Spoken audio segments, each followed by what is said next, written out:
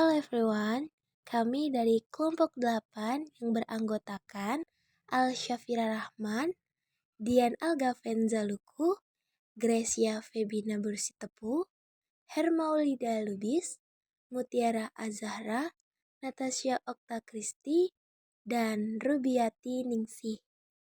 Di sini kami ingin mempresentasikan hasil penjelasan yang berisi overview tentang Cost Effectiveness Analysis CEA, Benefit Cost Analysis BCA, serta daily dan Quilly. Cost Effectiveness Analysis atau CEA adalah metode evaluasi ekonomi untuk membandingkan biaya dan aktivitas dari beberapa pilihan intervensi tanpa mengukur manfaat dalam satuan uang. Biasanya digunakan di bidang kesehatan, misalnya mengukur biaya per tahun hidup yang disesuaikan kualitas atau QALY. BCA atau analisis biaya, manfaat membandingkan semua biaya dan manfaat dalam satuan moneter, digunakan untuk menilai apakah suatu program layak secara ekonomi. Jika rasio manfaat lebih besar dari biaya, maka dianggap menguntungkan.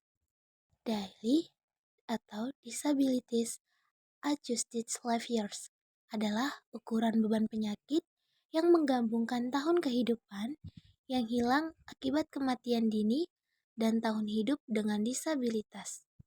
Daily menunjukkan total tahun produktif yang hilang karena penyakit atau kondisi kesehatan. Semakin besar nilai daily, semakin besar beban penyakit pada suatu populasi. Quality Adjusted Life Years adalah ukuran hasil kesehatan yang mempertimbangkan kuantitas dan kualitas hidup yang diperoleh dari intervensi kesehatan. Satu QALY setara dengan satu hidup dalam kondisi kesehatan sempurna. QALY digunakan untuk menilai efektivitas biaya suatu intervensi medis. Dan berikut ini adalah penjelasan tentang kasus paket 2.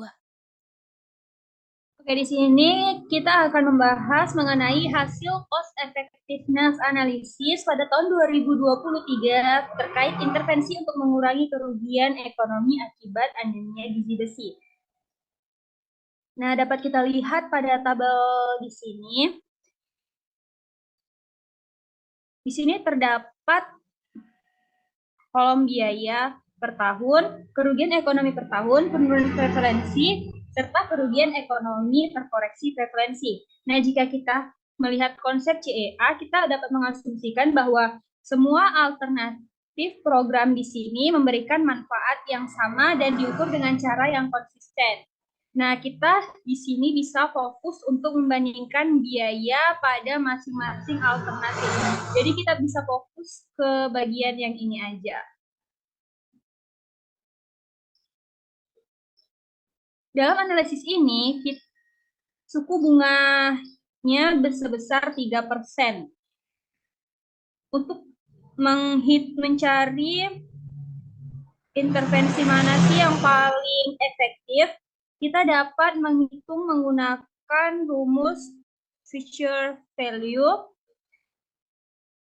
dengan menyamakan tahunnya. Jadi di sini ini fortifikasi Rasin ini pada tahun 2016, terigu pada tahun 2012, tabelia pada tahun 2009, serta suplementasi tablet gizi ini pada tahun 2008. Jadi kita harus menyamakan tahunnya menjadi 2023.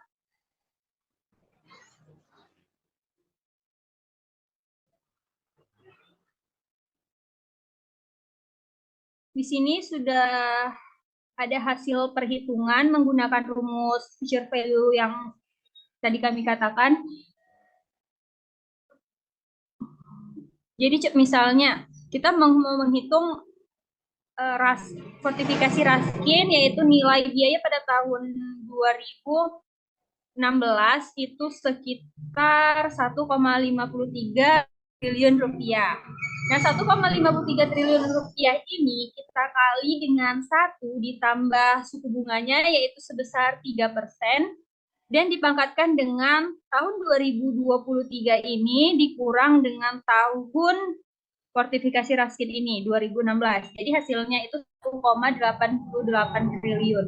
Begitu juga dengan perhitungan fortifikasi terigu, taburia, serta suplementasi tablet gizi. Serta suplementasi tablet besi. Nah, dari hasil ini kita dapat mengetahui bahwasanya nilai suplementasi tablet besi ini yang paling rendah yaitu 0,08 triliun rupiah. Jadi program yang terbaik itu adalah program yang memiliki rasio biaya yang paling rendah.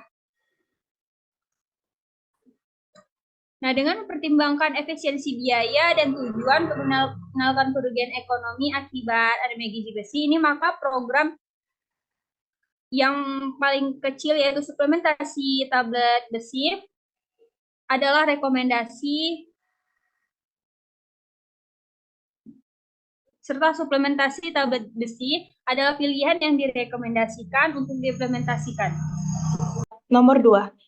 Jika kita melakukan benefit cost analysis, tabel di atas sekarang tahun 2023 dan dengan tingkat bunga 3%, manakah alternatif program yang dipilih dalam rangka mengurangi kerugian ekonomi yang ditimbulkan akibat anemia gizi besi?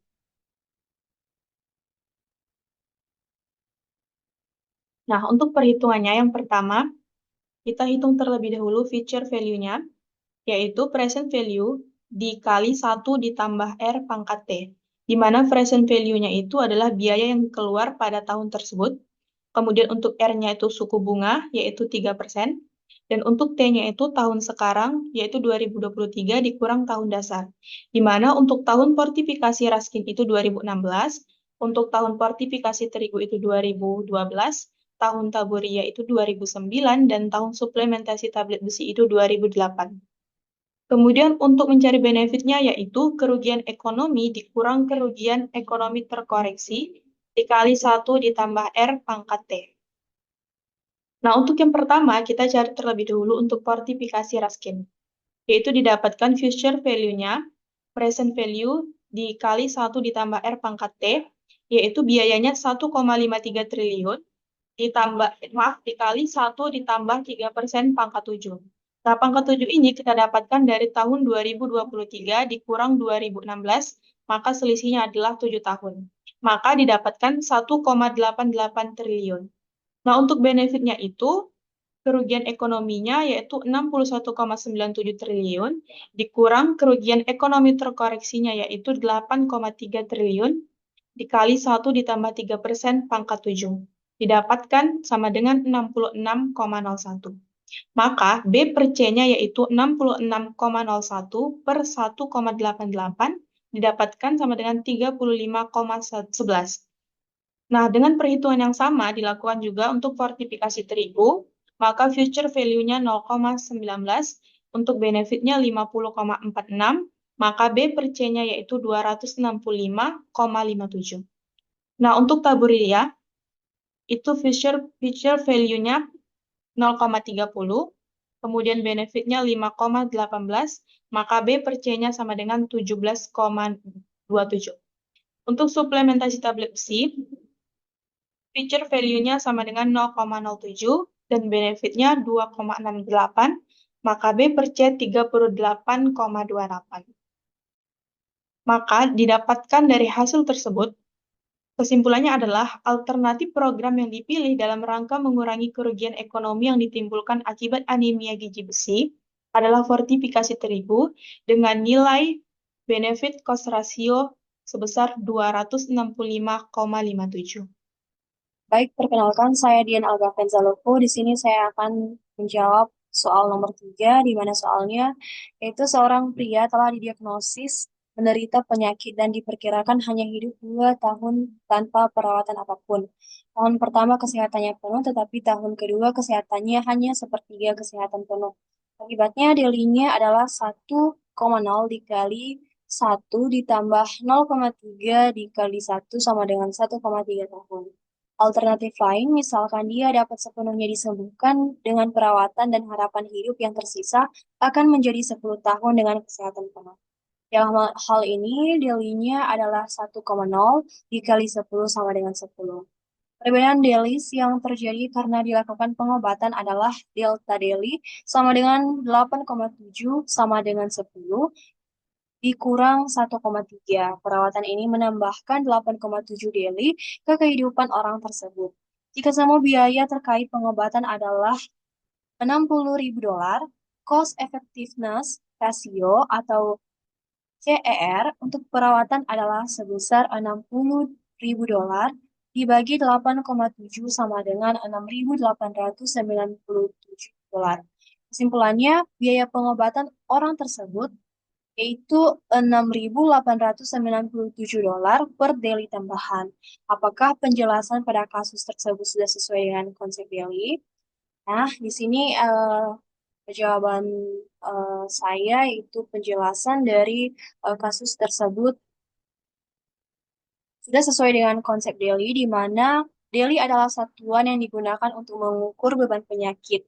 Nah, untuk perhitungan daily sendiri, itu menggunakan formula dasar, yaitu DAILYs, sama dengan tahun kehidupan yang hilang akibat kematian dini, ditambah tahun yang hilang akibat hidup dalam kondisi disabilitas.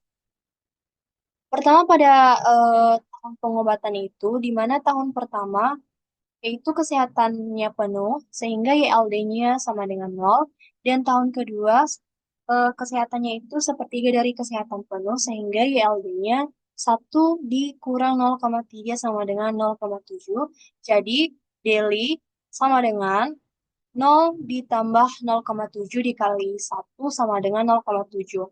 Namun dalam kasus dituliskan daily itu sama dengan 1,0 dikali 1 ditambah 0,3 dikali 1 sama dengan 1,3. Berarti daily diartikan sebagai jumlah kesehatan yang hilang, bukan tahun sehat tersisa. Hingga tahun pertama dianggap kehilangan 1 tahun sehat sepenuhnya, dan tahun kedua yaitu kehilangan 0,7 dari 1 tahun sehat karena hanya 0,3 dari dari kebutuhan kesehatan sehat penuh. Kemudian jika dibandingkan dengan harapan hidup sehat penuh, misalnya 10 tahun, maka kehilangan total tahun sehat sama dengan 10 dikurang 1,3 sama dengan 8,7 daily. Kemudian dengan pengobatan diperoleh 10 tahun hidup sehat, sehingga ini tidak ada disabilitas, jadi daily-nya sama dengan 0. Delta daily atau pengurangan beban penyakit sama dengan daily tanpa pengobatan dikurang daily dengan pengobatan, yaitu 8,7 dikurang 0 sama dengan 8,7.